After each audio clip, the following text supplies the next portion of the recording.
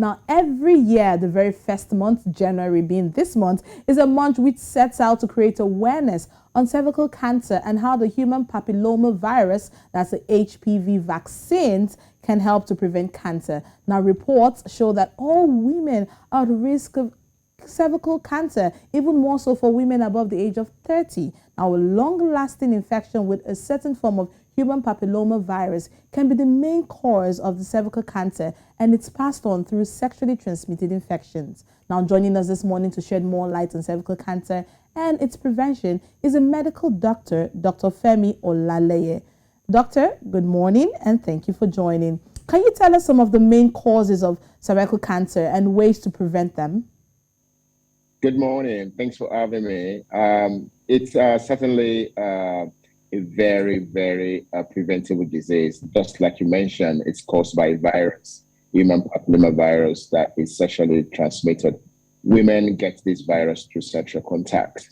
Condoms don't prevent this virus from getting to women. So condoms are pretty useless in preventing transmission. And like you pointed out as well, vaccines are indeed one of the primary ways you can prevent cervical cancer. Now, there are other factors that are involved in women getting predisposed to getting HPV. One, the onset of sexual exposure increases the risk. Multiple sexual partners, not just of the woman, but on the part of a sexual partner, the multiplicity of sexual partners increases the risk of that woman picking up a particular strain that can cause cervical cancer. And I use the word strain. That means there are many types of HPV. We give them numbers, HPV 16, 18, 23, 64, 42, like that. 13 of those HPVs are what we call oncogenic. They are the ones that can cause cancer, not just of the cervix, of the mouth and throat, of the anus, of the rectum, and of the penis, particularly seen in homosexual men and people living with HIV. So therefore, this month, being January, the World Health Organization has decided in their wisdom, and rightfully so, that women should be educated about HPV and the dangers of not going for screening. Because when you attend screening, we won't see the virus, but we'll see the effect of that virus on the woman's cervix, and we can therefore prevent that lesion, that effect, or the changes from HPV leading to cervical cancer many years down the line. So indeed, early detection is the best form of protection when it comes to cervical cancer. All right, doctor. I mean, looking at the estimate here, there are current estimates that indicate that every year over 12,000 women are diagnosed with cervical cancer and over 7,000 die from this disease. Now, cervical cancer ranks as the second most frequent cancer among women in Nigeria. Is early detection a way to curb cervical cancer? And you've just talked about some of the signs that you can use to detect that you can detect the presence of the virus. But can you tell us other ways in terms of early detection? My understanding. Are you there? Yes, we're here. Please go ahead. Okay. Yes. My understanding of cervical cancer, and that's the World Health view, is that women, once they become sexually active, should be subjected to cancer screening. And there are three ways to do this. One, the old method called pap smear. Women need to get pap smears done.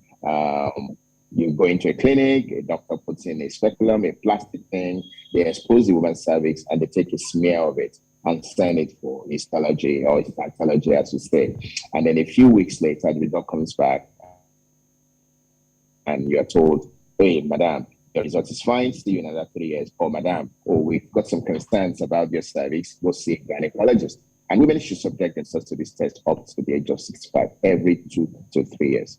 However, because of the cost implication of doing pap smears, another method has been brought forward, and that's the visual inspection with acetic acid. We call it VIAA. In my clinic at Optimal Cancer Foundation in Bodetamatia in Lagos, we actually aid this VIAA with colposcopy, meaning the camera looking at the cervix displayed on a large screen, so women can actually see in real time what we are seeing and the reaction of the acetic acid on their cervix.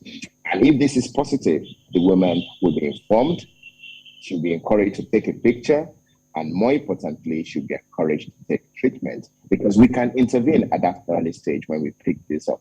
In fact, cervical cancer is one of the only cancers that's 100% preventable. If I can use the word, it is actually the only preventable cancer because it gives us this wonderful opportunity of almost 5 to 10 years of catching the lesion before it turns to cancer. So the statistics you just quoted about 12,000 women dying every year is actually needless deaths. They are needless deaths because we could have prevented this from happening. In fact, to bring that to reality for us, a woman dies every hour in this country. We divide 12,000 by 365. You get roughly about 24. That's a woman every hour.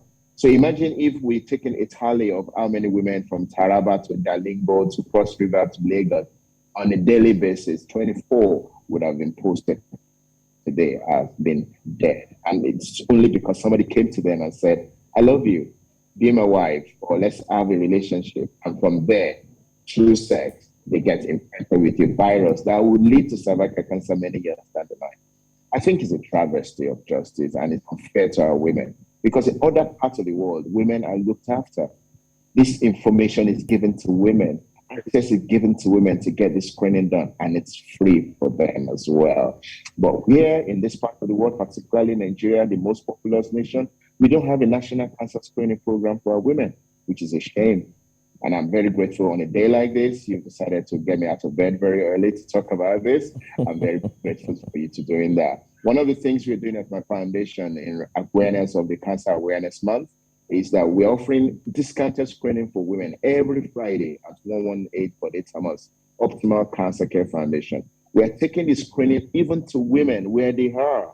So we're going to Ajegunle next Saturday, 15th of January. We're partnering with Orange Health Initiative, an NGO located right in the middle of Ajegunle. So we can draw out these women out of their comfort zone and deliver screening and treatment for them. Because there's no point detecting these lesions and not treating it. It's just a ticking time bomb. So we're taking this program to these women and we're looking for people of means, of good intentions to partner with our foundation. And of course, indeed, help us raise awareness as you have just helped us done this morning. Well, Dr. Femi, thank you so much. It's quite shocking, a revelation that you've put forth being here on the breakfast show this morning. But let's also look at educating the girl child. Now, what else do you think Africa needs to do more? You've mentioned some of it, that this part of the world, particularly the African continent, awareness is very low. But what else do you think each and everyone could do, from parents, looking at schools, looking at a train drive, educating people? What else do you think each and every one of us can do? Absolutely. Awareness is key. And again, in the wisdom of the World Health Organization, they've chosen the first month of the year, January, for all of us to start thinking about it, talking about it, and doing something about it. So you're right. We start from as early as a girl child. In fact, vaccines are available to a girl as young as 9. Sadly, obviously, we don't have a national policy funding it, but mothers should know, parents should know that their teenage daughters, before they become sexually active, can actually be protected from HPV by taking these vaccines. Sadly, we don't have these vaccines at the moment. We've run out of the stock that has been delivered to Nigeria by the manufacturers. We're waiting for a new set to happen. But hey, actually, that vaccine is out there, so people can get it when it's available. Secondly, and that's a very vital point, during assemblies, during school gatherings, during PTF, Parents Teachers Forum, this sort of information needs to be shared. And it's not just only by news medias like yours or NGOs like us. Everybody should take ownership. Everybody should take ownership of getting this information across to our children. And the beauty of it is that if we do that, then our job is a lot easier, because these children will grow up to make sure that their parents know about it, their siblings know about it, their own daughters know about it, and that's how 360-degree effect would be actualized, and the awareness campaign would be very effective. But more importantly, and I need to stress this, women form the bedrock of society. Government still need to take leadership of this. Public health needs to vote funding and policy driving this, because there's so much that government and public health systems can do to make sure this gets women. So when women go for antenatal clinic in general hospital, in their primary health care center, somebody should be there offering them information through leaflets. Posters should be available for them to see about the need for them to get screened, and they should get offered screening. Women, like I said, should not be left to the devices of this virus. A virus that scientifically we now know should not be killing our women. Wow. Thank you so much, Dr. Femi Olaleye, for being here with us this morning on Breakfast Central. Thank you. Thanks for having me. Have a wonderful day. All right, you too. Thank you. Well, we're going to allow you react to this story, so go ahead, please, and share your points and what you think about the header and the big story, one of it making the top stories for this morning.